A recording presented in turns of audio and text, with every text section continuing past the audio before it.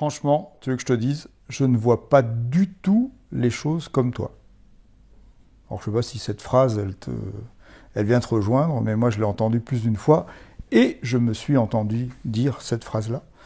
Ça vient souvent quand je me retrouve confronté à des gens qui pensent pas du tout la même chose que moi sur la chose. Et je me dis, mais comment c'est possible, à partir d'une même entité, de penser des choses aussi opposées?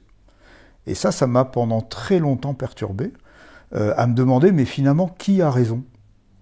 Parce que c'est bien ça, la problématique, c'est t'aimes bien penser quelque chose, t'aimes bien avoir des convictions, mais t'aimes bien aussi sentir que t'es dans le vrai.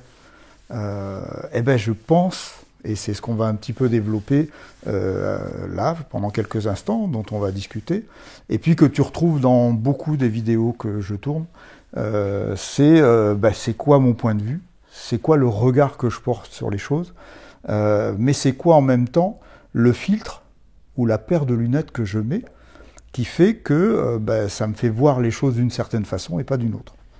Et est-ce que c'est ma façon à moi de voir qui est bonne? Est-ce que c'est la façon à voir de l'autre qui est bonne?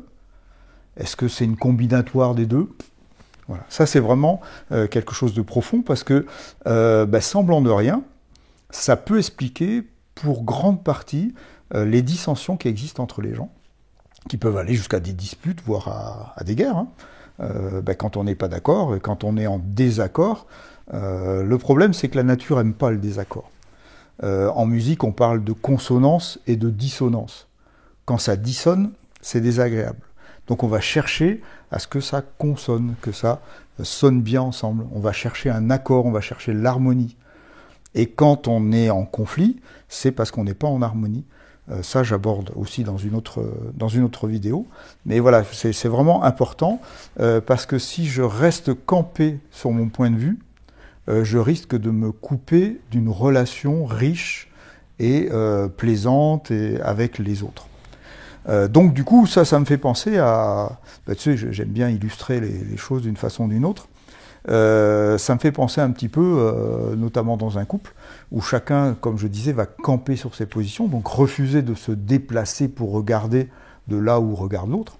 Ça me fait penser, là, il y a je ne sais pas si tu connais la ville de Rome, mais lorsque Romus et Romulus ont décidé de poser cette ville, et puis c'en est un qui a gagné, hein, puisque les augures ont choisi Romulus, c'était sur une zone où il y avait 7 collines. Et donc, suivant la colline sur laquelle tu te trouves, tu ne vois pas Rome de la même façon. Et donc, par exemple, si tu vas la décrire à partir du Palatin, tu vas observer Rome sous un certain angle, et puis ce que tu vas décrire va faire peut-être dire à quelqu'un qui est sur une autre colline, non, pas du tout, tu ne parles pas de la même ville que moi, et moi je connais bien Rome, j'y habite. Sauf que vous habitez chacun sur une colline différente, ce qui fait que vous n'allez pas pouvoir vous entendre. Et pourtant, ni l'un ni l'autre n'a tort, et l'un et l'autre ont raison, mais aucun des deux n'a totalement raison. C'est bien ce qu'on appelle la subjectivité.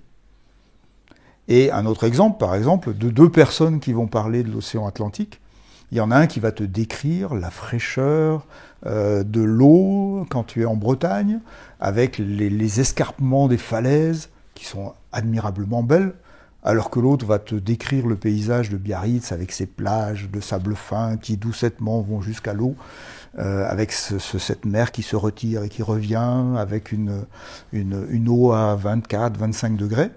Quand tu vas les entendre et l'un et l'autre, tu vas dire c'est pas possible. Ils parlent pas de la même chose. Si, ils parlent de la même chose, mais chacun étant à un point de vue différent, géographiquement bien entendu. Mais c'est bien la même entité dont il est question. Comment puis-je prétendre connaître l'océan Atlantique si je n'en connais pas tous les aspects, si je ne me suis pas déplacé un petit peu partout pour en voir tous les points de vue différents? Il y a aussi une autre chose qui me vient comme ça à l'idée, c'est que très souvent quand tu es dans des endroits agréables, où tu fais un peu de tourisme, où il y a des belles choses à voir, de temps en temps tu te balades en montagne et puis tu vois indiqué là Belvédère. En fait, c'est un lieu qui a été choisi parce que de là, tu as la plus belle vue que tu puisses avoir de tout l'ensemble. Mais même si c'est la plus belle vue, ça reste quand même une vue subjective. C'est-à-dire, si tu te contentes d'aller regarder les écrins dans les Alpes et que tu vas juste à un point qui s'appelle le Belvédère, tu auras la sensation d'avoir vu les écrins.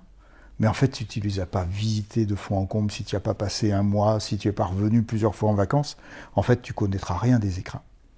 Parce qu'ils ne t'auront pas livré la totalité de leur beauté. Qu'est-ce que j'ai envie de dire en conclusion? C'est que, est-ce que chacun d'entre nous, nous avons conscience que lorsque nous regardons les choses, lorsque nous regardons ce qui se présente à nous, et les personnes et les choses, les situations, on les regarde comme avec une sorte de paire de lunettes. Est-ce qu'on a eu l'audace, à un moment donné, d'enlever la paire de lunettes, éventuellement d'en chausser une autre, avec des filtres différents? Je ne sais pas si tu as déjà essayé des paires de lunettes avec des filtres qui vont plutôt filtrer avec une couleur un petit peu plus foncée, d'autres avec ceci, avec cela. C'est-à-dire que ça va filtrer certains rayons de soleil, et puis quand tu vas regarder avec ces différents filtres, ben, tu auras l'impression que tu n'as pas le même paysage. Il n'y a pas la même clarté, il n'y a pas les mêmes façons de contraste. Et ça, c'est vraiment un exercice qui est intéressant. Et moi, ce que je conseille souvent, c'est ne pas s'éloigner et ne pas éviter les personnes qui ne pensent pas comme nous.